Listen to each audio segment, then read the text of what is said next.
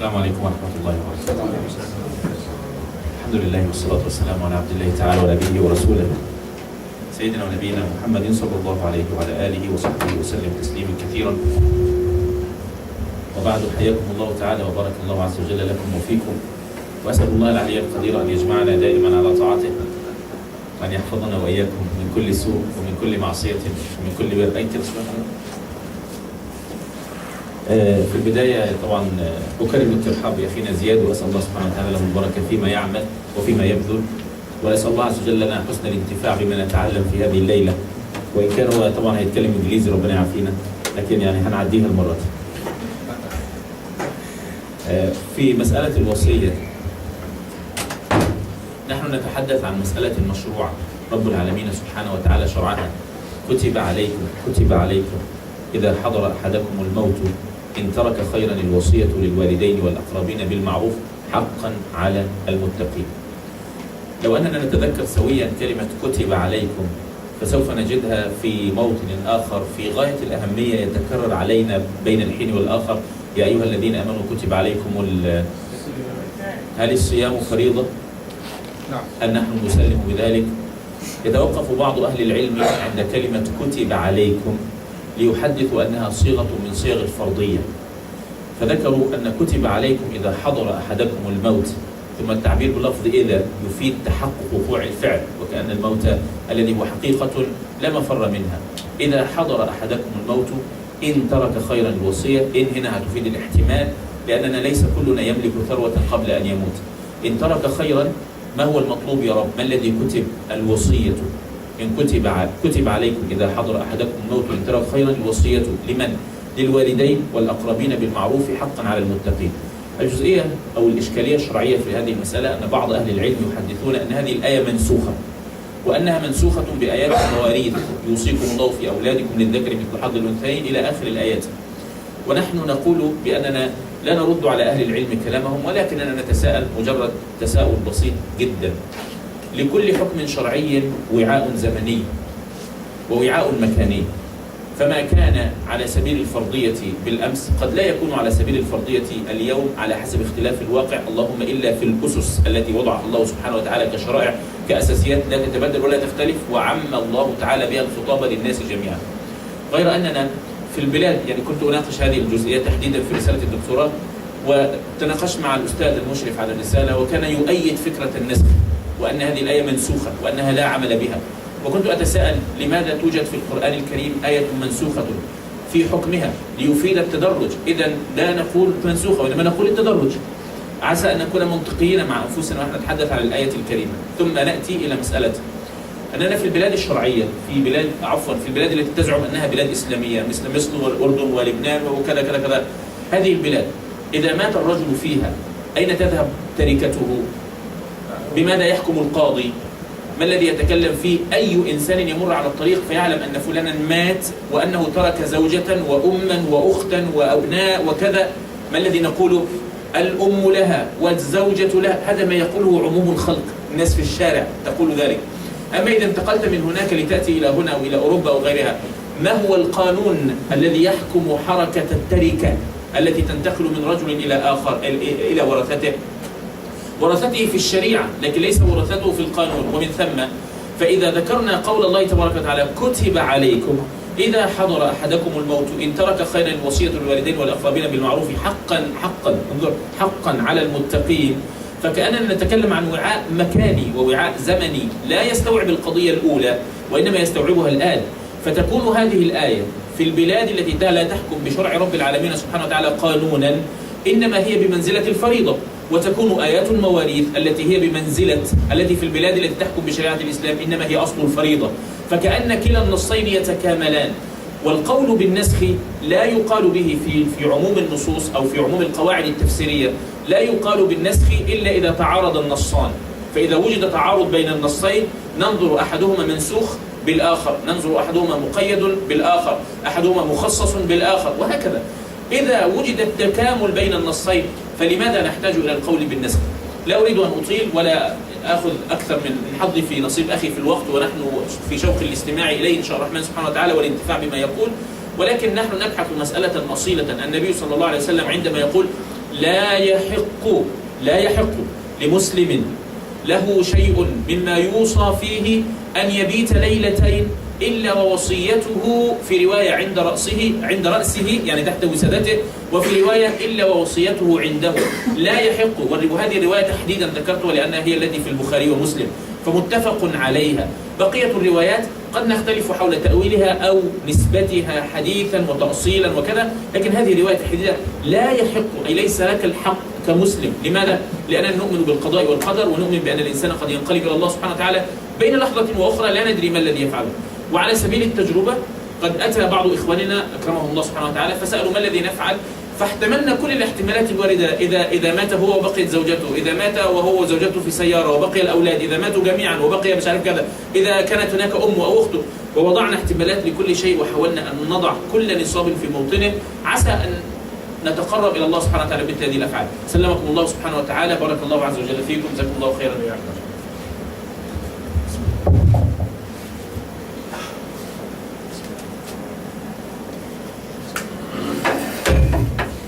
Do I need the mic, or can you guys hear me well? You can hear? Okay. Assalamu alaikum wa rahmatullahi wa barakatuh. My name is Ziad Tayeh. I am an attorney from Cleveland, Ohio. Thank you guys for having me today. Everyone has been very hospitable. I do appreciate it. Inshallah, today we will speak about estate planning. Okay? Now, estates. What is an estate? Does anyone know what an estate is? Okay. Estate is a legal entity that is created when somebody dies. Okay? It is everything that person owns, both real and personal property, meaning real estate as well as personal property such as cars, jewelry, cash, stocks, bonds, basically everything else that is not land. Okay? What's the function of an estate? First of all, it pays off the decedent's debts. If there are any outstanding creditors, they can pursue an action against the estate to recover whatever money they may be owed. Okay? Also, it's to distribute property from the person who died to their beneficiaries. And it's done through probate. Now, what is probate? It's a legal proceeding by which a dead person's belongings and property is distributed to their heirs. Next, we're going to get into intestate succession. What is intestate succession? It's how a person's property is distributed after they die if they don't have a will. Now, I would venture to say that would probably be the vast majority of us here today. We probably don't have wills. So if we were to pass away today, Ohio's intestacy statute would govern how our property would be disposed. Okay? Another way that intestate succession would come into play is if there is a will, but there's property remaining that had not been disposed by the will. Or if a will is invalid. How could a will be invalid? For example, if it didn't meet the formalities of a will, if it was fraudulent, if the decedent was not mentally competent to make a will, it would be considered invalid and would pass through Ohio's intestacy statute. Now, the statutory scheme can get a little complicated, but I can explain the basics to you. So if you do not have a will or other estate planning device, this is how your property would be distributed. Okay? So if you're a married person and your spouse dies before you and you leave children, all your possessions go to your children equally. Doesn't matter if they're both boys, girls, whatever. Everyone gets an equal share. And if one of your children predeceases you and you have grandchildren, they take the share of the deceased child's inheritance. Okay? Now, if the spouse survives and the decedent and the spouse's children are, let me rephrase. If the decedent's children are all from the surviving spouse, then the surviving spouse gets everything, and the children get nothing. Why is that? The law presumes that if a surviving spouse is also the parent of the children, that the surviving spouse will provide for the children. It's a little different when the decedent, the person who died, had children from maybe a previous marriage. In that case, the children would inherit separately from the spouse. It can get a little complicated, but all you need to know is that if there are children from a previous marriage or other children that are not the children of the surviving spouse, they would inherit separately. Okay. So if there's no spouse, no children, it goes to the parents. Okay, and I can go through it really quick. It gets somewhat complicated, but simply speaking, if there's no spouse, no children, no parents, it would then go to the siblings. If there were no siblings, then everything would go to the grandparents. If there are no grandparents, everything would go to the aunts and uncles. If there are no aunts and uncles, everything goes to the cousins. If there are no cousins, everything goes to the stepchildren. And if there are no stepchildren, everything goes to the great state of Ohio.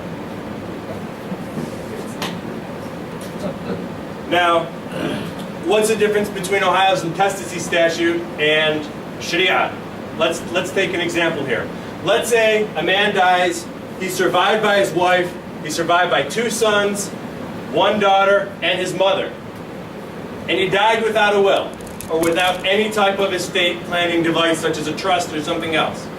What would happen? His wife would get everything. Mom doesn't get anything, children don't get anything, everything goes to the wife, 100%. Okay? Let's compare that with Sharia. What does the Sharia tell us? Okay? The wife would only get 12.5%. The sons would each get approximately 28%. The daughter would receive approximately 14%. And the mother would receive just over 16.5%. So you see they're vastly different. Whereas under Ohio law, the wife would inherit everything. Under Sharia, the wife inherits the least. And what's the purpose? Why is that? Because it's kind of reversed, right? Under American law, we presume that the wife or the surviving spouse will provide for the children. Islamically, it's the opposite. We presume that the children will then care for mom and dad or the surviving spouse, right? So we're going to get into wills now. So what is a will? Will is simply a document that intends to dispose of a decedent's property according to their wishes. Okay? It's a fairly simple document. What is required to make a will? You have to have legal capacity, right? You have to have legal mental capacity. What does that mean? First of all, you have to be at least 18 years old. Okay? You also have to be mentally competent. You can't be suffering from dementia or Alzheimer's or a disease that essentially makes you incapable of making your own decisions or informed decisions. For example, the person making a will, he or she has to understand that they are generally making a will. They have to generally comprehend the nature of their property, right? If someone is a multimillionaire and they don't know that they have multi-millions because they have dementia, then they're not legally capable of making a will, right? The will would be considered invalid. Also, they have to know who has a natural claim upon their bounty. What does that mean? They have to know generally who their family members are, who's close to them, right? That is to ensure that they don't, give all their possessions to, the store clerk or something. Right? And finally, they have to be able to appreciate the relationships of the people closest to them. Okay? That's important. Why? Let's say someone dies and they leave 2 sons. One of the sons is great. He visits, he supports, he talks to the deceased before they die, and another one neglects them and abuses them. The person making the will should understand that, so when he makes the will, he can make the right decision as to who gets what. So, what exactly goes into a will? First of all, payments of debts.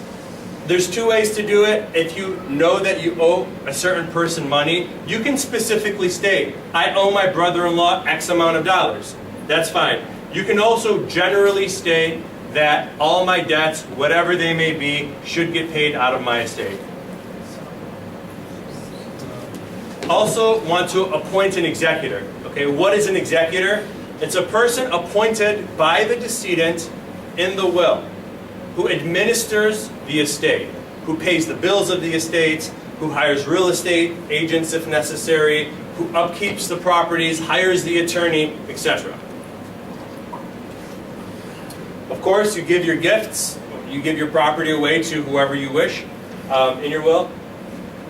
And also burial instructions. You can also put stuff in there about guardianship of your children.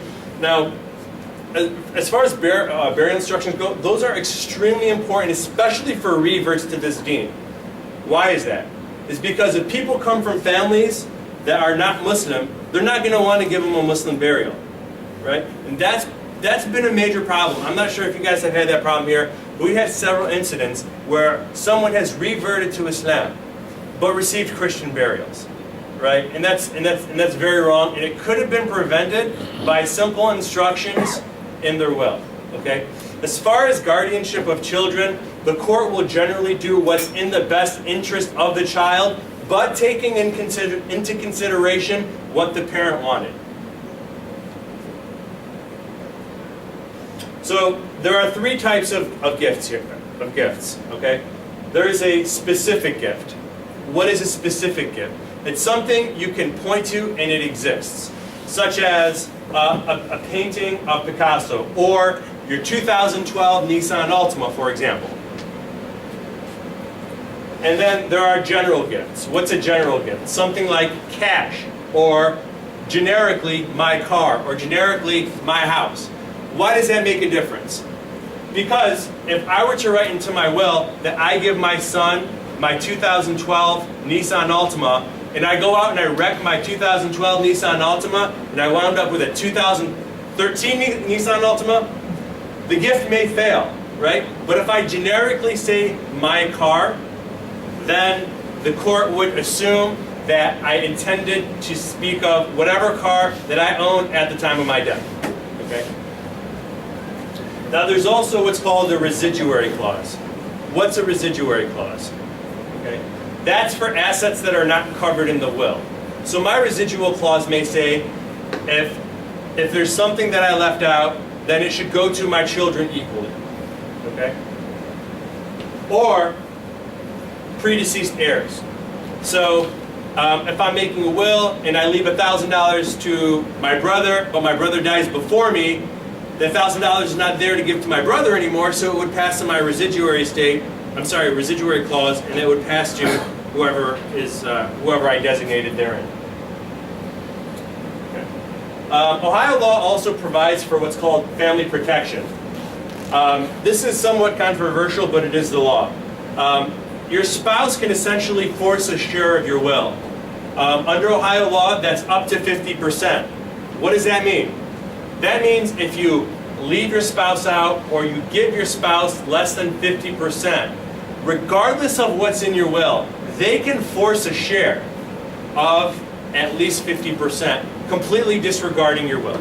So, for example, if me and my wife got in an argument and I decided to give 90% of my stuff to my barber and I give 10% of my stuff to my wife, she can force a share and she can say, you know, she has the option of saying, no, I'm going to elect to take half of the assets, and under Ohio law, she has the absolute right to do so.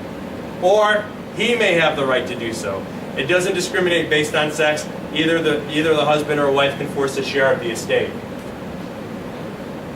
There's also a family allowance. The first $40,000 and at least one automobile and a certain amount of time in the house, rent-free, is something that the surviving spouse is automatically entitled to without reducing their share or without it counting against their election.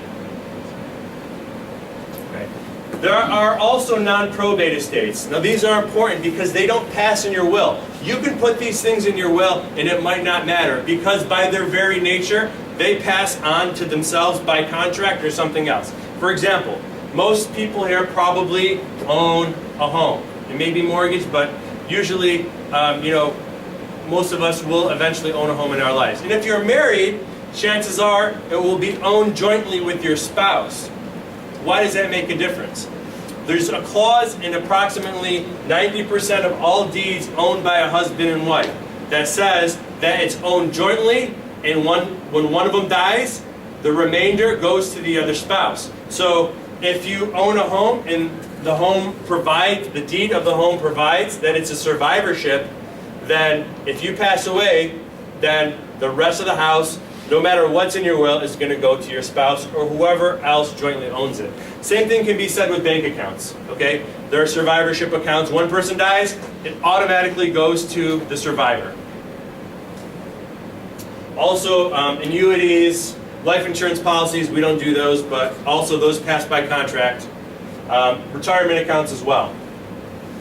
There's also something called transfer on death designation affidavits. These are nice because they help you avoid probate. Why would you want to avoid probate? The short answer is it's a pain in the neck.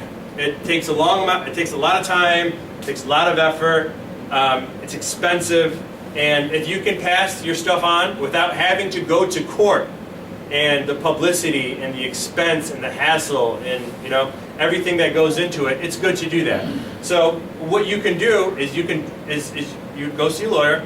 They could draft an affidavit that says, upon my death, my real estate should go to whoever you want. You file that, you get it notarized, you take it to your county recorder and your auditor, and then immediately upon death, the property transfers without the necessity of having to go through probate, which is a great benefit. And finally, of course, there are trusts. Those are non-probate assets, okay? So let's talk a little bit about trusts. So what is a trust? A trust is quite simply a contract. Now, it's not a will. It doesn't go through probate. That's one of the keys about a trust. There are three parties to a trust. There's the settlor or the grantor. Okay, that's the person making the gift. The trustee is the middleman or woman. The trustee holds whatever property is in the trust for the benefit of the beneficiaries. Now, who could be a trustee? There are various ways to do it. It could be a friend, it could be a family member, it could be a bank. Banks have trust departments. It could be a trust company. It could be your imam. It could be your lawyer. It could be whoever you choose. It could be yourself. The settlor and the trustee could be the same person. So you as the grantor can hold something in trust for your beneficiaries, and that's not a problem. So what are the advantages of a trust over a will? Most important, you avoid probate. You don't have to waste the time and the expense and the hassle and the inconvenience of having to go to court and probate a will, which could take months and sometimes, if the estate is big enough, years. Okay. Privacy. A trust is a private contract between the settlor, the trustee, and the beneficiaries. Okay, so you don't have to go to court. It's not a public document. If you have a will, you have to take it to probate court. You're going to have hearings on it. It's going to be public documents. Everyone will have access to it. You can avoid that by having a trust. Okay, control. And this is probably the single biggest reason people go with trusts over wills. It's very nice to be able to control your assets. Why? And what do I mean? Let's say, what do I mean by control? Well, not only, so in a will, just a trust and a will, both you can say you are able to dispossess your possessions to whoever you like. However, a trust can dictate how that money or property gets spent. For example, You all seem like pretty responsible people, probably far more responsible when you were 18 than when I was, okay? So if, let's say someone is a minor at the time their parent dies, and their parent leaves them $1 million in their will, okay? The will, according to Ohio law, as soon as they turn 18, they would get the $1 million, okay? What's the benefit of a trust? You can dictate when they receive the money. So, for example, you could say, at 18 years old, they get $50,000. When they graduate college, they get $100,000. When they get their master's degree, they get $100,000. Okay? When they get married, they get $100,000. When they have their first child, they get $100,000. And if they don't go to college, then that $100,000 instead goes to charity. See what I did there?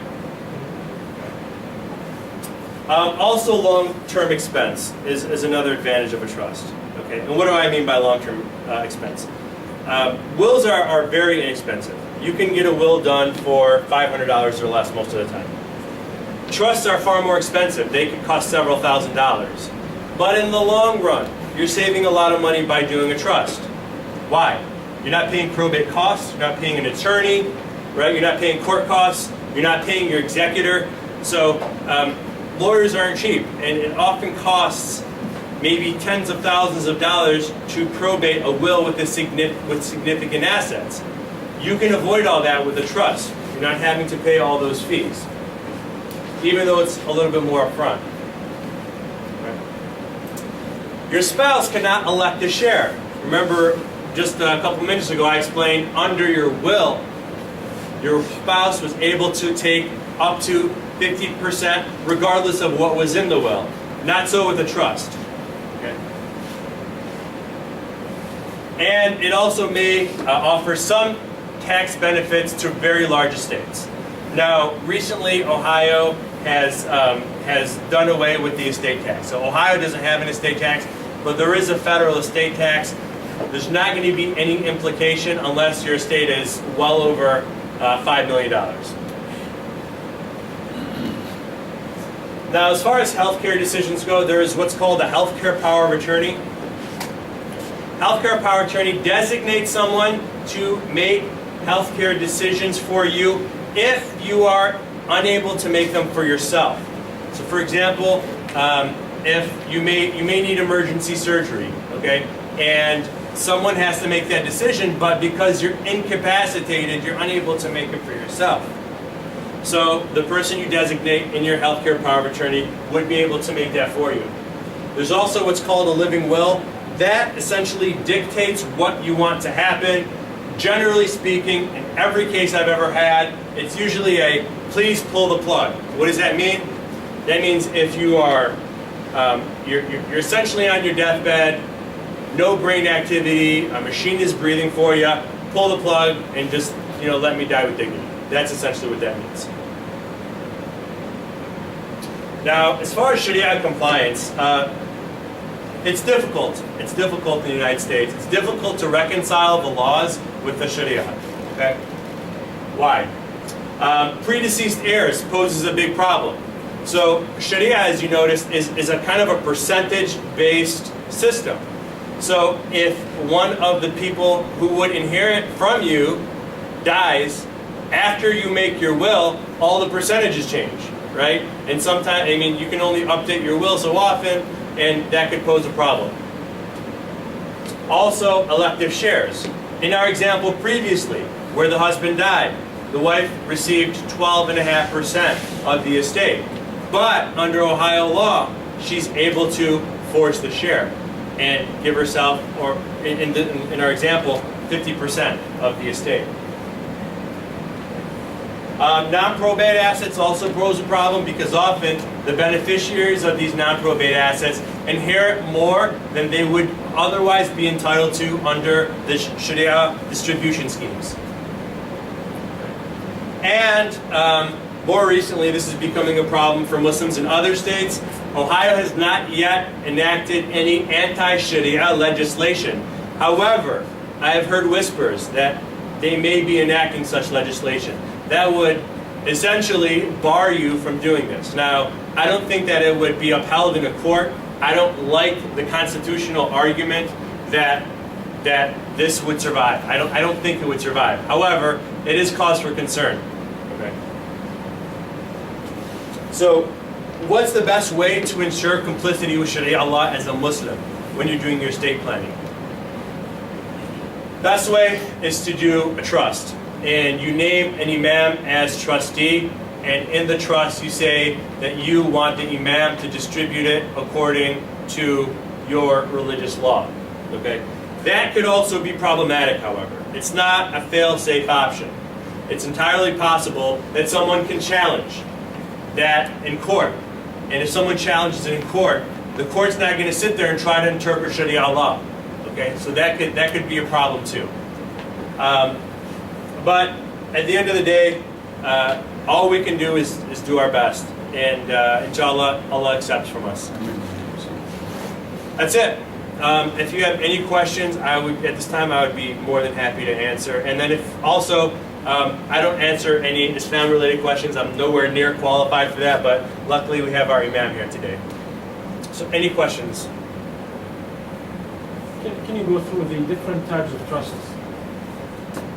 Yeah, so the trust, they can be complicated. There are revocable trusts, which is a trust that it's the person making the trust, the settlor, can revoke it and they can change it. There are also irrevocable trusts, which once it's made, the settlor, the person making the trust, cannot revoke any gifts from it. That's a pretty long conversation that we can have. Trust. The good thing about trusts is there's a lot of things you can do with them. They're very, very flexible, and there's a lot of ways you can get really creative with them, which is why I prefer them to wills. Okay. Anything else? Anyone? Any other questions? Are there a lot of laws surrounding trusts, or like wills, or? Generally speaking, no. Why? Because So trusts are governed by contract law, right? So there are laws that do dictate, what can and can't be legal, but not like wills, right? It's not analyzed like an estate document. It's analyzed like a contract because that's what it is. Whereas a will, it's, the whole purpose is for estate planning purposes. Whereas a trust, you can effectuate a lot more. There are laws, but they're not as strict, and you can avoid some of the bad will laws by doing a trust. What is the difference between, I get confused between the executor of a will and a trustee of a trust? Are they the same thing, or? They're not the same thing, they're two different processes. So an executor deals with wills only. A trustee only deals with trusts, okay? The trustee actually holds the property for the benefit of the beneficiaries. Okay? So it has more control on it? Maybe. It depends on the terms of the trust. It could have more, could have less. The executor doesn't really have a lot of authority. It's more administration. It's management, right? They're able to appoint an attorney. They're able to hire a real estate agent. They got to hire someone to cut the grass, right? They got to make sure taxes are paid. But they cannot change the terms of the will? They cannot change the term of the will, unless the will gives them the authority to do so, which can also lead to problems. Please. What you're saying basically for Muslims it's better to have a trust than the will. No question about it. Okay. No question about it, in my opinion. You control the terms. You can control the terms, and there's more privacy, and especially if you know that the people that are going to be receiving the gifts are not going to challenge it because they know it's Sharia based. There's no question in my mind that a trust is a far better document than a will. The Muslim can choose to have the percentages according to Sharia. Absolutely. Nobody can challenge it? It can be challenged. It certainly can be challenged. Could it be successfully challenged? It really depends. It depends on the facts. So there's better chance than the will. I think so. Than the will. I think so, because you never know what judge you're going to get in a probate court. A judge may say, this looks too much, this looks too Sharia for me. I don't like it. Oh. Right? Whereas a trust, you don't have that unless someone takes it to court themselves by challenging it. You understand? Sister?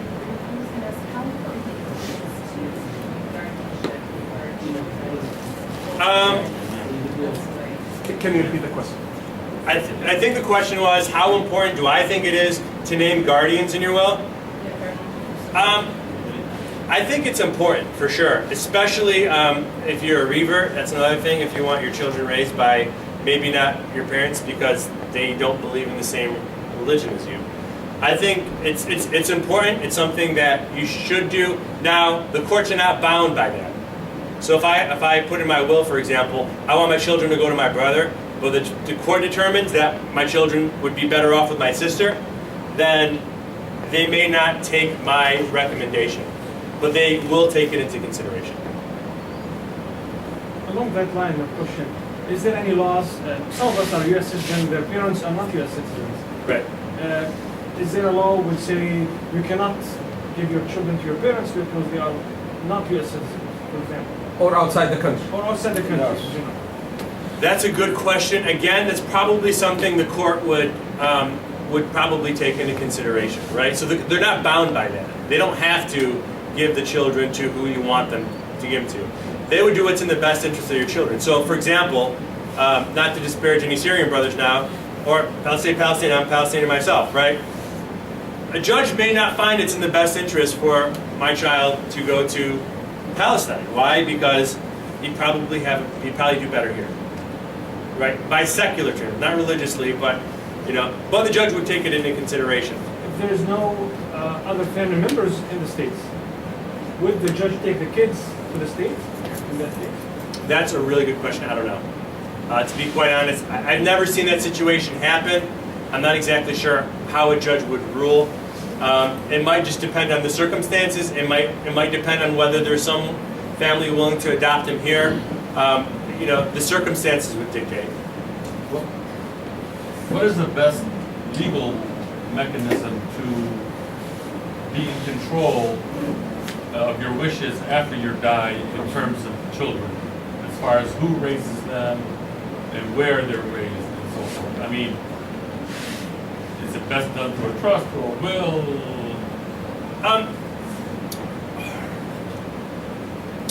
You could put it in either. Okay. Now, the judge, like I said, would generally do what's in the best interest of the child, regardless of what's there, but taking that into consideration. So, as far as guardianship, it can go in either document. It would be equally effective, in my opinion. My simple understanding for the trust that it owns the personal entities, the house, and other things. Does this, I just want to confirm, does this help with asset protection?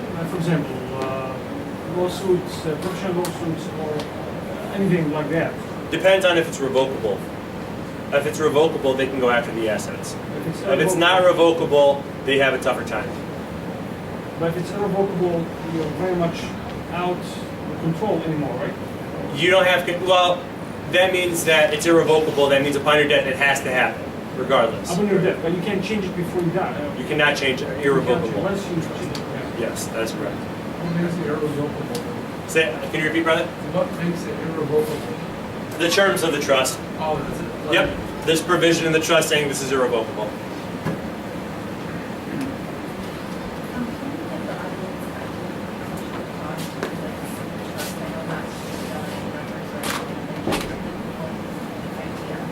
Okay. The question was, how much does it cost to do a trust? A trust can range anywhere on the cheap end, $2,000 and up. If it's a very, very large estate, they can be tens of thousands of dollars. Right? Usually not. Usually in the 2 to 5 range. And and the reason is it's a much longer, more complicated document. A will is 2 or 3 pages. A trust is 15, 20 pages usually. That's why. A lot more goes into it. The whole probate goes into the will, right? What's that? The whole probate process goes into the will, correct? So, That deals with the court. What goes into your will? Whatever you put in your will goes into your will. But your residuary clause, remember the residual, it's kind of a catch-all. Anything that I forgot will go to X, Y, and Z person. Right? That basically covers your bases. Does that answer your question?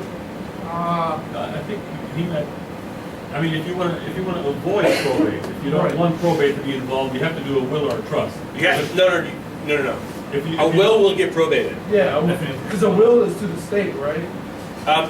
Well, a will is a document that, by its nature, gets probated. Okay. Right? Will.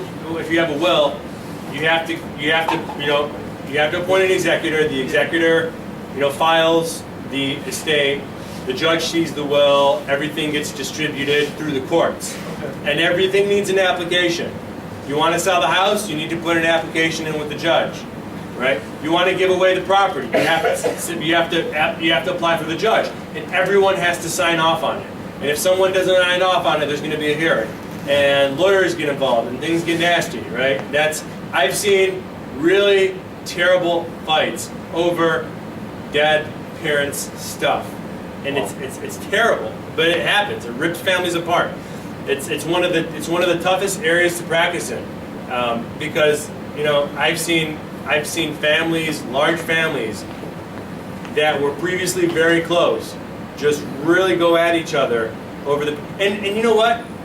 It's not usually a lot of stuff. It's ego. It's, they think that if I should get more because mom liked me more, right? There's a lot of that, really. And sometimes they spend more on lawyers than they would receive, right? Good for me, not good for them, right? So. In the trust, do you have to be specific, or can you say, distribute my wealth according to my religious beliefs? I stay away from that type of language. Yes. I stay away from to my religious beliefs. It could be general. It could be general, right? You could make it a little bit more general, but I would say, I would avoid the word religion, Islam, Sharia, anything like that, because that can easily get struck down. But you can give the same percentage, so I can say, well, my father gets whatever my father gets in the Sharia. So my father gets a fourth, and my kids go to divided 2-to-1, boys for girls. I mean, you can really specify and just. You can specify. I would avoid doing percentages, because if someone predeceases you, those percentages they don't mean anything. So what I usually do. So. And it's with wills it's a little risky. With trust it's risky too, but with wills it's a little more trusty. It's a little more risky. Okay. So what I usually do if someone insists that they want a will, not a trust, which honestly happens more often than not. People don't like to take my advice and go with a trust because they have to pay me more up front. They don't care that they're going to save money later on. They're going to be dead anyway. Anyways, so what I like to do is I like to do the percentages, and I would like to say, and then I say, then the executor, if anyone predeceases me, the executor should take advice from the imam at the Islamic Center, and then take his advice to distribute my inheritance to these people up here, the people that I've already distributed to. That's how I do it. Is it risky? Yeah. I mean, but again, what can we do? We have to do our best. We have to do its best. Now, eventually, inshallah, we'll be able to one day develop institutions, maybe Islamic arbitration, essentially Islamic courts that we can go deal with our own problems, right? That would be great to do that one day. It would be challenging, but we got to fight the fight. This is a question for Imam Ahmed as well as yourself. What if a spouse, a married spouse with children, wanted all their children are, faithful, they're good kids, and one of the spouses dies and wants to leave everything to them equally, as well as the wife, disregarding Ohio law, because the wife gets 50%, supposedly, or 100% of everything. But let's say they want to divide the estate equally among all the surviving immediate family. That would be the spouse and the children. Okay. Would that go against Sharia law? إذا توفى رجل متزوج ومرته ظلت عايشة يعني أولاده وفي نقول 4 أولاد ومرأة وبده يترك كل اللي عنده بالعدل بالتساوي اوكي عربية مش كل القلب يعني بس يعني ايكولي يعني بالتساوي للكل هذا بينعد ضد الشريعة اللي صارت هيك مع الاسلام ممنوع يعني هذا يعني عندنا في الشريعة شيء يسمى أصحاب الفرائض، وكل صاحب فريضة يأخذ فريضته ليس أكثر. والنبي صلى الله عليه وسلم يقول لا وصية لوارث، فإن الميراث قد حدد في آيات سورة النساء بالأنصبة المعروفة. في سورة النساء قد شملت أنصبة الناس، كل واحد له نصابه. فالزوجة لها حالتان، إما أنها تأخذ الربع إن لم يكن لها ولد، وإما أنها تأخذ الثمن إن كان لها ولد. لا تتعدى ذلك ولا تتجاوزه، اللهم إلا إذا كانت صاحبة احتياج ورضي بذلك الورثة، وهنا نعمل نصوصا أخرى لتساعد على هذه الحالة. أما أن يأتي من تلقاء ذاته فينصب لكل واحد منهم نصيبا من تلقاء هواه، فهذا ليس مسموح به شرعا ويعد ظالما. الله تعالى أعلم. I didn't quite hear everything. I think what he said is that it's that you have to go according to the law. It's not a suggestion by Sharia law. It's actually, it commands you to do that. With one small exception, right?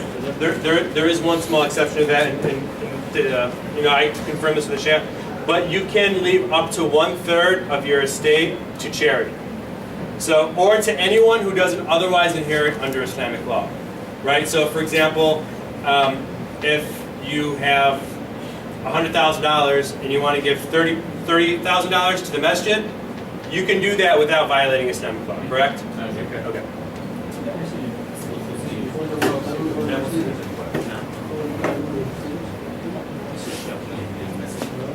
Any other questions? Yeah. Do you have to name the imam in the name, or you just say the imam of the masjid? I usually name them, or I say, or the current imam at XYZ masjid.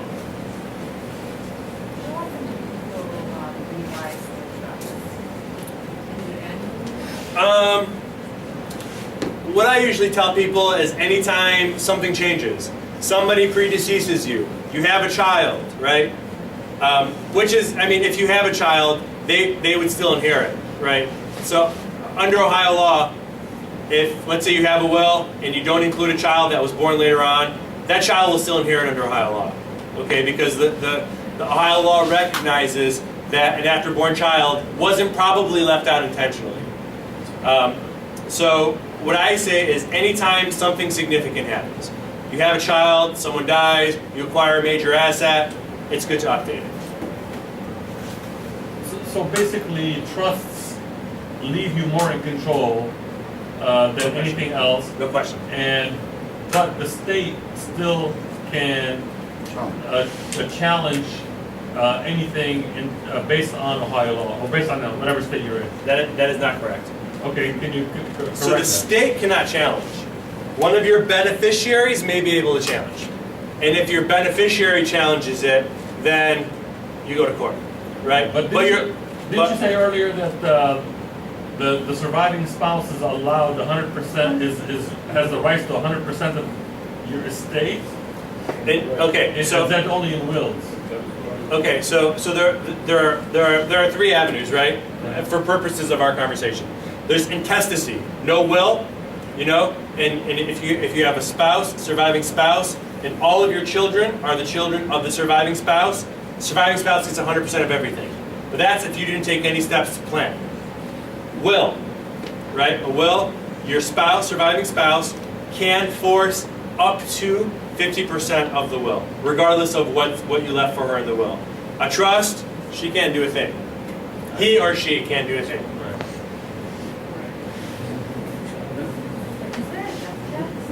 Is there a what?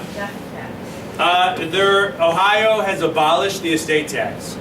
There is a federal estate tax, which is also called the death tax by people who don't like it. But that doesn't apply to most of us. It usually applies to estates that are above I think that they just changed the number to $5.35 million. And there are exceptions, and there are, if you're giving it all to your spouse, it doesn't count. If you're giving it to a college fund, it doesn't, you can write that off. So generally speaking, unless you have a ton of money, it's not going to apply.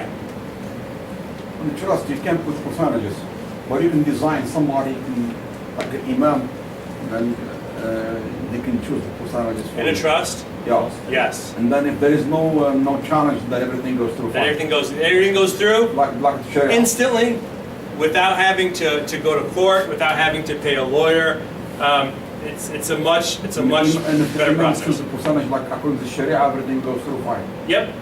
Yep. As long as no one challenges it. Let's say you do a trust in Ohio, and you, whether it's revocable or irrevocable, then you move to Michigan. I mean, I guess the revocable one, you can revoke it and do another one, because each one is under the state law that you're in. Is that correct? Well, under the full faith and credit clause of the Constitution, every state has to recognize the validity of the other state's rights. So if you make a will or a trust, and it's based on, well, a trust wouldn't really matter. I think that would transcend, state boundaries. But if it's a will, let's say you have a will, you made it in Ohio, and Michigan has some weird will requirement that you didn't comply with because you made your will in Ohio, chances are the Michigan State Court will still accept it as valid. But the trust can go anywhere you want. It's a contract. I so think either it one doesn't can go matter. either one. Oh. Yeah, but the contract, you're right. It's contractual. It's not a probate asset. So in other words, you don't have to worry about having to redo your trust or redo your will if you're moving. No, unless of course you acquire a significant asset, you have another child or children, you want to give to a different charity, something like that.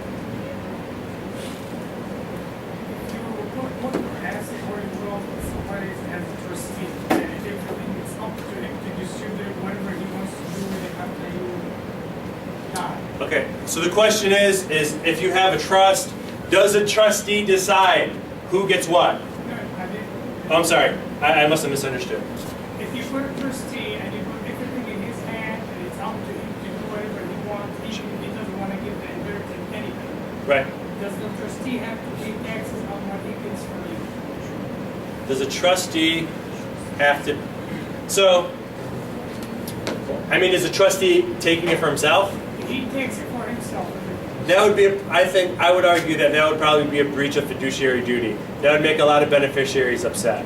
Does that make sense? Hypothetically speaking, does he have to pay taxes on that? No, Well, no, no. no. Because, if you're asking, like, do the beneficiaries have to pay taxes? Or if a trustee Decided just to keep it all for himself? keep it all for himself. And in the trust, he has the right to do it. Okay, Would he have to pay taxes? no.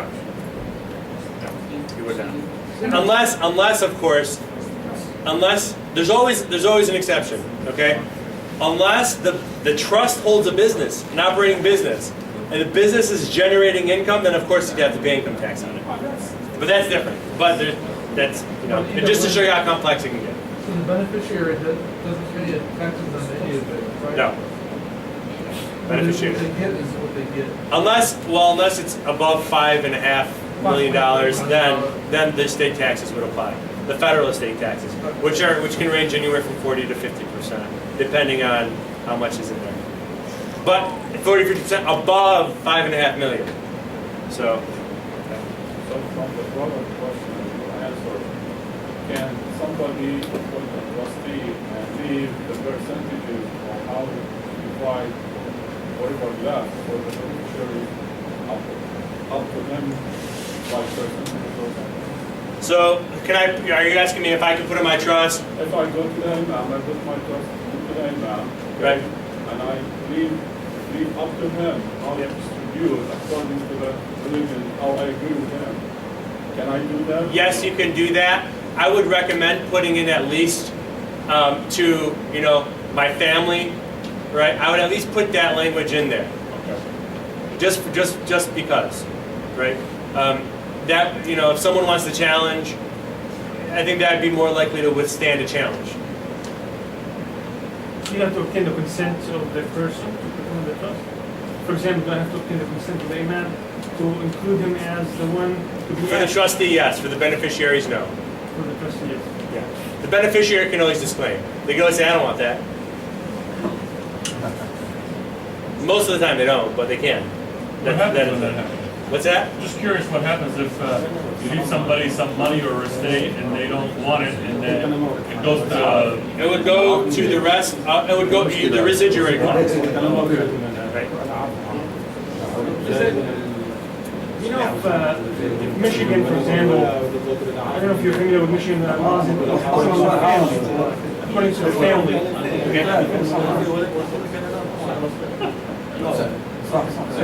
according to the family, for the children, who takes care of the children, placement of the children after the death of their parents.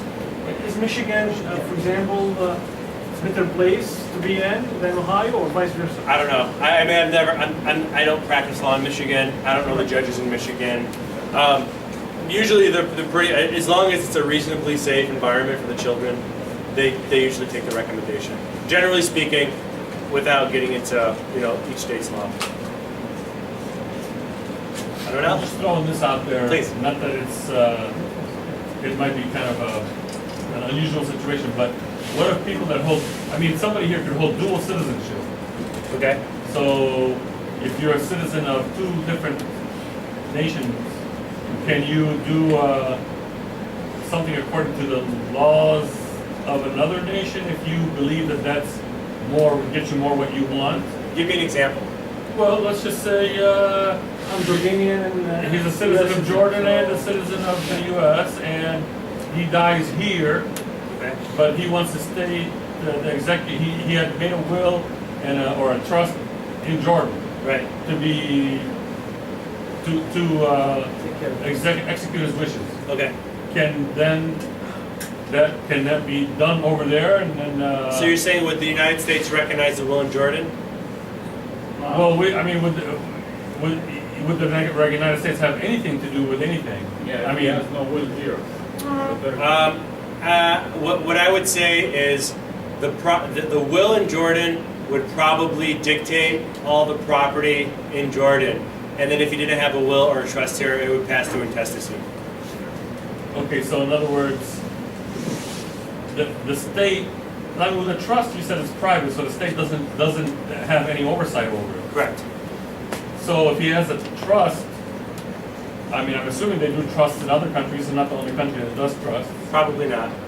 But usually, I would imagine though that if you have a trust in a country, it's probably going to govern the property that you have in that country. Well, no, but I thought it governs the property of yours, whoever left the trust. True. So True. let's say you hold bank account here in the U.S. that has 100,000 in it. You hold a bank account in the other country has 100,000 in it too. For my recommendation would be to create two separate documents. I see. You can say, for example, in the trust, my properties to be distributed according to the Jordanian family law. Can you do it? Say it. Can you do it? I know it's I've never. It is a tricky question. If it's a trust and everyone goes with it, then yes. If someone challenges it, would it withstand a challenge in court? I don't know. Well, either way, the beneficiary would have to challenge it, nobody to court. A trust, correct. The problem of putting something about your assets outside, you're claiming. So they can come back and say, did you pay taxes on it? No, that's not what I'm saying. You wouldn't be putting assets on your assets outside because your actual trust is a Jordanian trust. We're using Jordan as an example. So in other words, it's not a U.S. trust that says I have something in Jordan. It's a Jordanian trust that says something that I have something in Jordan. Then they come back at you and And then I have something here as well. Right. Then they come back at you and say, you had assets in Jordan for 20 years. Where are the taxes on them? Well, maybe you were paying taxes. You're assuming you're paying taxes. And that's You're what you, just assuming they're not paying taxes. and that's what you call a lawyer. Yeah, I'm assuming everything is above board, or nobody's cheating or anything, you know. Anyone else? All right. Thank you. Jazakumullah khair. Thank you so much for having me. You guys have all been great. Like,